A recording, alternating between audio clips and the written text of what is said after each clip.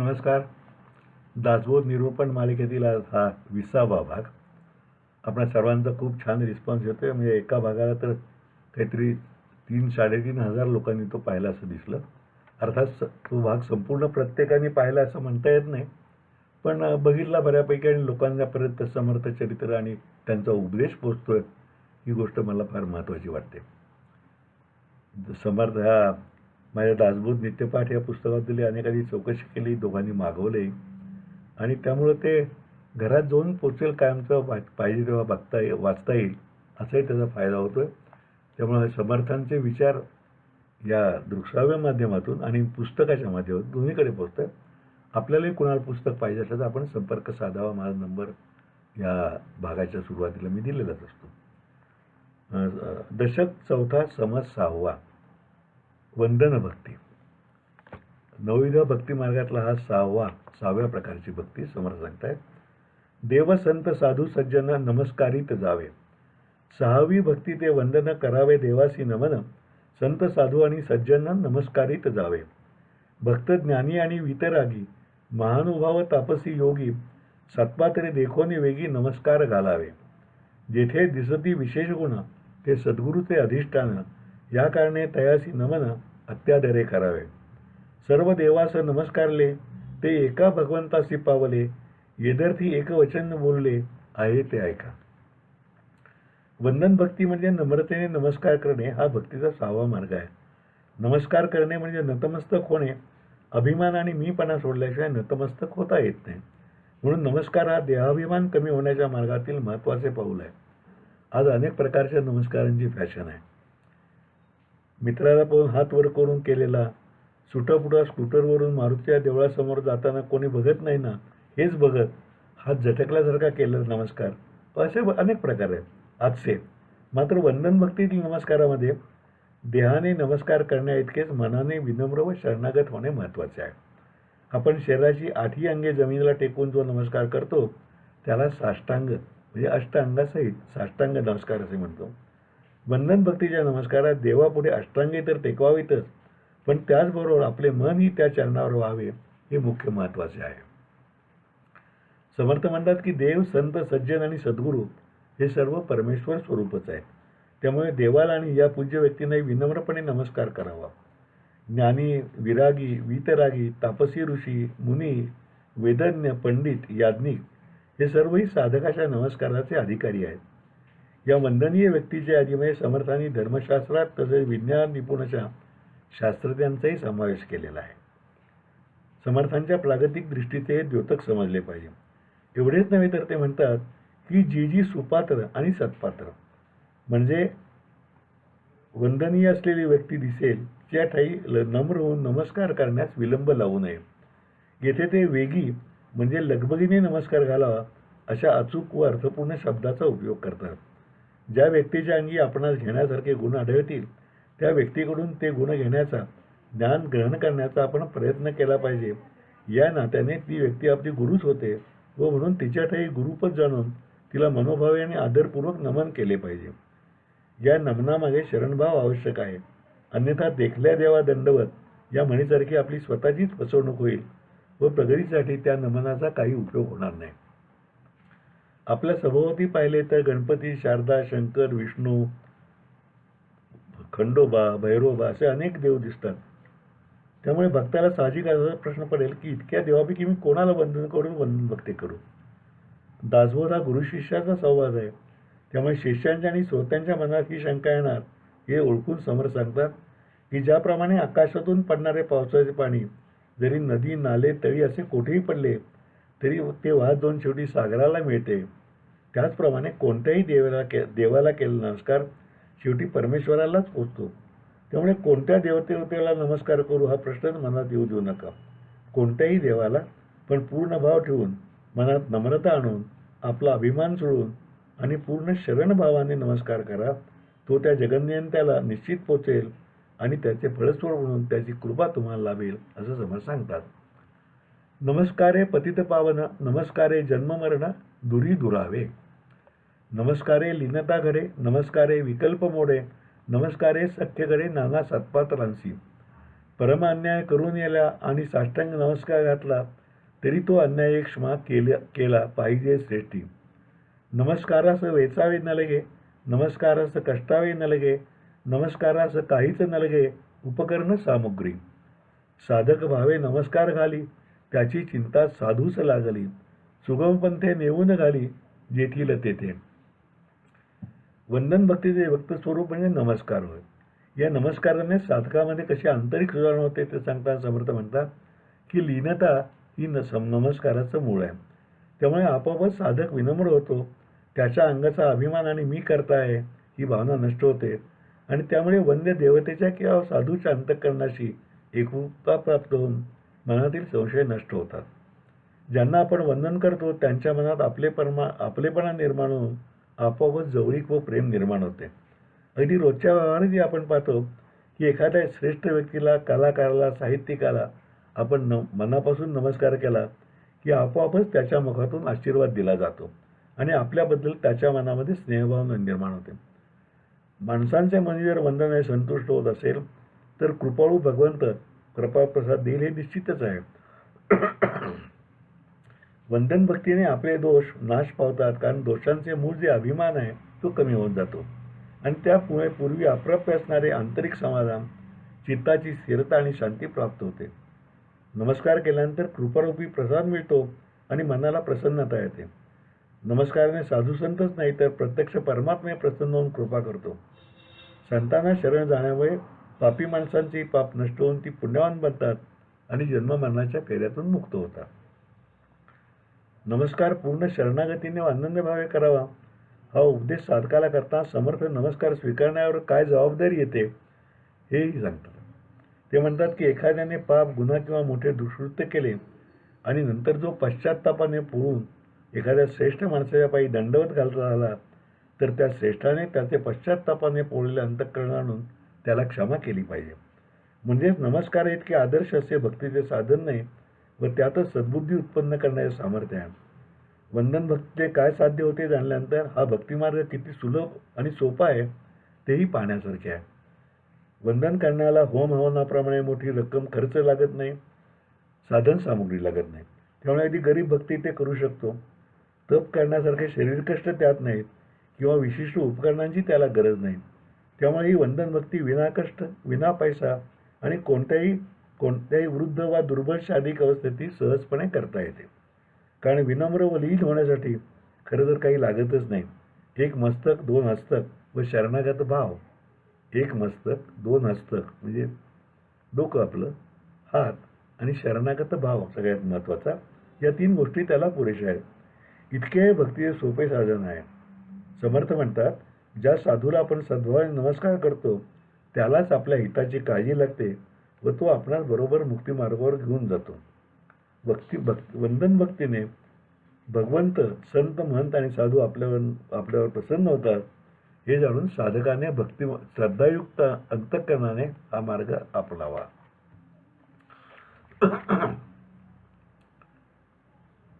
आता पुढची भक्ती आहे दास्य भक्ती. दशक 4, समास 7. देवाचे वैभव सांभाळावे आणि नीच दास्यत्वही करावे. 7वे भजन ते दास्य जाणावे. पडील कार्य तितके करावे. सदा सन्निधीची असावे देवद्वारे. देवाचे वैभव सांभाळावे. न्यूनपूर्ण पडोची नेदावे. चढते वाढते वाढवावे भजन देवाचे. सर्वाठाई अतिसादर आणि दास्यत्वासी तत्पर. कार्यभागाचा विसर पडणार नाही. ऐसे वैभव चालवावे आणि नीच दास्यत्वही करावे. पडिले प्रसंगी सावध असावे सर्व काळ. भगवंताचे दास होऊन केलेली निष्काम सेवा म्हणजे दास्य भक्ती हा भक्तीचा 7वा मार्ग आहे. देवाचा दास होऊन त्याच्या देवळात व परिसरात जे जे काम पडेल ते करून सदैव त्याच्या सान्निध्यात राहण्याचा प्रयत्न करावा. देवाच्या मंदिराचे जतन करावे. त्यामध्ये भर घालून सुधारणा करून मंदिर व परिसर सुशोभित, देखणा व समृद्ध करावा. देवाच्या पूजार्चेसाठी उत्तमोत्तम उपकरणे, मूर्तीसाठी सिंहासने, अलंकार, छत्रचामरे आणावीत. मंदिराच्या परिसरात धर्मशाळा, भोजनगृहे, बागा, गोशाळा, ओवऱ्या अशा निर्माण करून येणाऱ्या भाविकांची सेवा करावी. नवीन सुंदर वास्तूही निर्माण कराव्यात. अशा तऱ्हेने देवालयाचे आणि त्यातील मूर्तीचे मंदिराच्या परिसराचे वैभव आहे ते जतन करावे आणि शक्य तेवढे वाढते ठेवावे. त्यामध्ये कधीही कोणतीही कमतरता पडू देऊ नये असं म्हणून समर्थ म्हणतात की या बाह्यवैभवाबरोबरच मंदिरात सतत भगवंताची आराधना, उपासना व अर्चना चालत असावी. म्हणजेच हे वैभव केवळ बाह्यातकारी म्हणजे व मूर्ती व मंदिर यांच्या संपन्नतेने सौंदर्याचे असून चालणार नाही, तर त्याच्या जोडीने मंदिराला उपासनेचीच खरी शोभा आहे हे लक्षात घ्यावे. देवळाबरोबर तेथे येणाऱ्या भक्तांची व भाविकांची दास्यभावनेने सेवा केली पाहिजे. भक्तांच्या रूपात साक्षात भगवंताचा वास असतो, म्हणून भक्तांची सेवा केली की ती खात्रीने भगवंताला पोचतेच पोचते. त्यामुळे त्यांच्या रूपाने प्रत्यक्ष परमात्माच सगुण रूप धारण करून आला आहे असा उत्कट भाव मनामध्ये धरून भक्तांची दास्यभक्ती करावी. संत कबीराचा एक दोहा प्रसिद्ध आहे, हरिसे तू मत हेत कर, हरिजन से कर हेत, हरि सब कुछ देगा, हरिजन हरिही देत. म्हणजे हरीपेक्षा तू हरिभक्तांची सेवा कर, हरी प्रसन्न झाला तर तो जगातील सर्व सुखे देईल. पण भक्तांची सेवा त्याहून जास्त फलदायी आहे, कारण भक्त प्रसन्न झाले तर प्रसाद म्हणून प्रत्यक्ष भगवंताचीच प्राप्ती होते असं कबीरजी म्हणतात.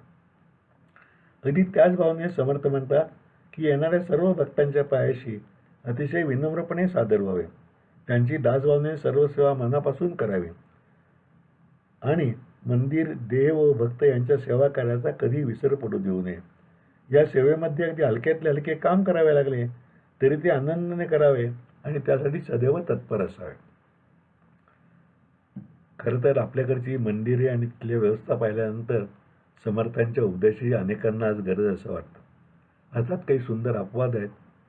गोंदवल्याचं ब्रह्मचैतन्य गोंदवलकरांचं मठ आहे, त्याचबरोबर गजानन महाराजांचं मंदिर शेगावचं आहे. तिथली तर शेगावची व्यवस्था इतकी अप्रतिम आहे की खरोखरी ते सर्व सांभाळणारे शिवशंकर भाऊ पाटलांच्या नेतृत्वाखाली सर्व लोक दास्यभक्तीचा आदर्श समजले पाहिजेत असं मला वाटतं. रामदास स्वामी या समर्थाच्या नावातूनच दास्यभक्तीचे मोठेपण सुलभपणे स्पष्ट होते. रामाचे मनोभावे दास झाल्यावर समर्थ रामदास स्वामी या समर्थांच्या नावातूनच दास्यभक्तीचे मोठेपण सुलभपणे स्पष्ट होते. रामाचे मनोभावे दास झाल्याने सामर्थ्य प्राप्त होऊन स्वतःचे आणि जगाचे स्वामित्व आपोआप प्राप्त होते. हे भगवंताचे आणि भक्ताचे दास्यत्व काया, वाचा आणि मनाने असे परिपूर्ण असावे. शरीर कष्टाने सर्वांची सेवा करावी, आपले वैभव भगवंत आणि भक्तांच्यासाठी खर्च करावे आणि मनापासून भगवंताचे भजन करावे, विनम्रपणे बोलून भक्तांचे आतिथ्य करावे.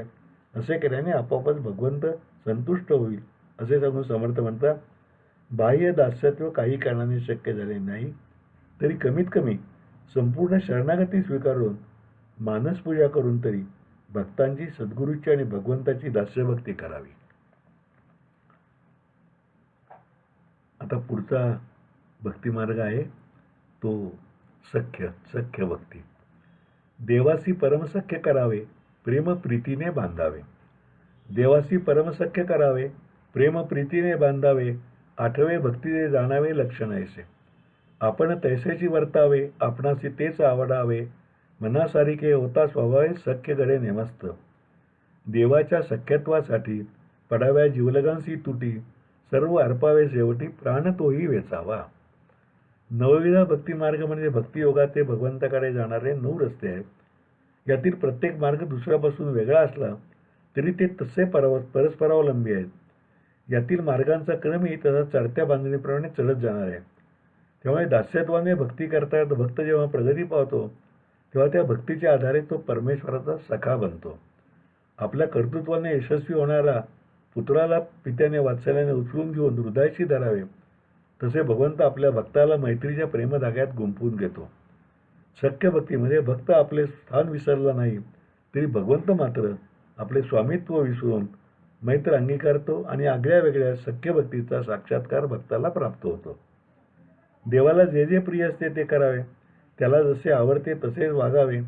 भावयुक्त भक्ती, भजन, कीर्तन, कथा, निरूपण आणि प्रवचन हे देवाला आवडते.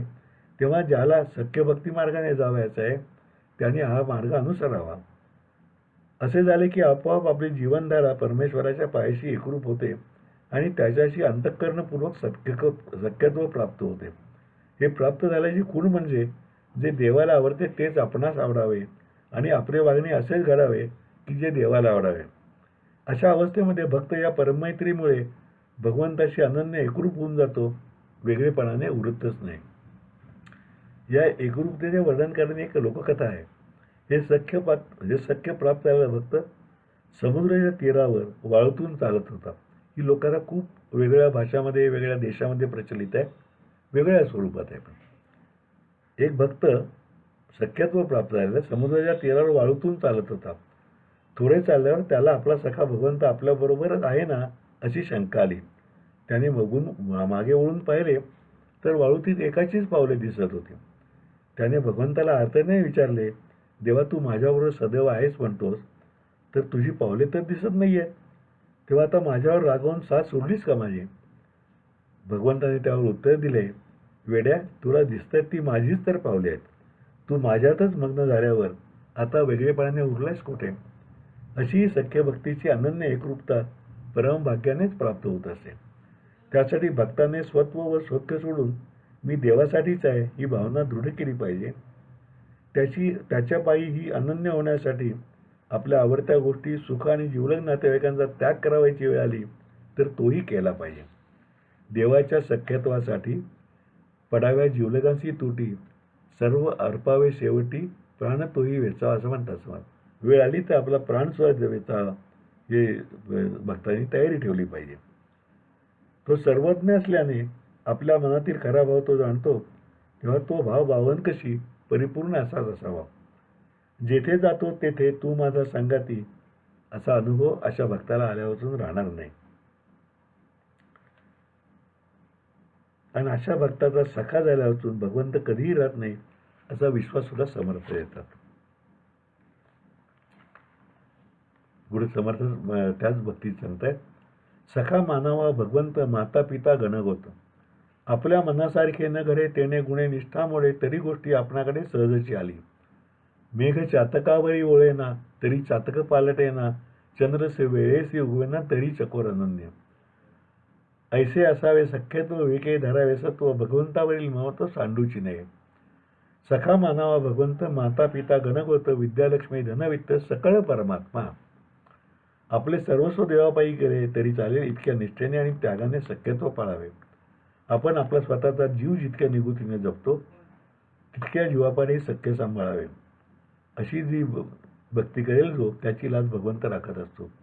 हे सांगताना समर्थांनी पांडवांना लाक्षागृहात जाण्याचा प्रयत्न झाल्यावर भगवंताने त्यांना भुयार मार्गे बाहेर काढून वाचवण्याचे उदाहरण देतात.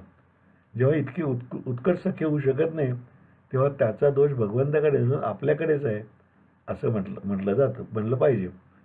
देवाची कृपा भक्ताच्या भक्तीचा प्रतिध्वनी असते. त्यामुळे आपली हाकच जर कळवळायची नसेल तर प्रतिसादानं कृपा सुद्धा संपूर्ण कशी येणार असे ते म्हणतात.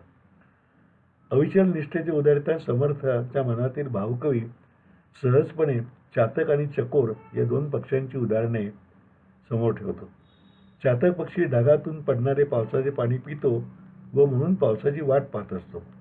एखाद्या वेळी ढगाने पर्जन्यवृष्टी केली नाही तर चातक ताणलेलाच राहतो, पण तो ढगावरील प्रेम सोडत नाही. चकोर पक्षी फक्त चंद्राचेच चांदणे पिऊन जगतो अशी कवी कल्पना आहे. तिचा आधार घेऊन समर्थ म्हणतात की चकोराचे भुकेने प्राण कासावी झाले आणि चंद्र काही वेळेवर उगवला नाही तरी चकोर भुकेलाच राहतो, पण तरीही चंद्रावरील त्याची अविचल निष्ठा सुटत नाही. याच्यावरून एक गोष्ट मला सांगावीशी वाटते. माझ्या पत्नीने एक तिचा छोटा आत्मचरित्र लिहिलं. माझ्या 60 वर्ष पूर्ण झाली तेव्हा माझा एक आठवणीचा संग्रह आणि तिचं एक पुस्तक हे प्रसिद्ध झालं. त्याचं नाव काय ठेवावं असं आमचं हे चाललं, तर तेव्हा नाव ठेवलं आणि त्याचं नाव तरी चकोर अनन्य असं मी त्या आत्मचरित्राचं नाव ठेवलं. आणि त्या मागच्या बाजूला समर्थांची ओवी छापली मला पृष्ठावर. मेघ चातकारे विवना तरी चातक पालट्यांना, चंद्र वेळेसे उगवेना तरी चकोर अनन्य. कारण पत्नीनं मला बऱ्यापैकी शालजोडीत ते त्यात दिलेले आहे, पण तरी आमचा संसार गुण्यागोविंदाने चालला असंही तिनं म्हटलेलं आहे म्हणून. असो, भगवंत कसा सर्व नातेवाईक श्रेष्ठ आहे सांगणारा त्वमेव माताचे पिता त्वमेव, त्वमेव बंधू सखा त्वमेव, तवेम विद्या द्रविण त्वमेव त्वमेव सर्व मम देव देव हा श्लोक आहे. त्याचा संदर्भ म्हणून समज सांगतात, भगवंताला सखा तर मानावाच, पण त्याचबरोबर भगवंतच आपल्या आई वडील नातेवाईक गणगोत आहे, तोच आपले समस्त वैभव धन आणि ज्ञान आहे, इतकी एकरूपता परमेश्वरापाशी ठेवावी. आणि जी सख्य भक्ती आहे तिचं उदाहरण अनेक प्रकारांनी समर्थांनी पुढेही दिलेलं आहे. तो समाज चालूच आहे. पुढच्या भागात त्याच्याबद्दल तोपर्यंत नमस्कार.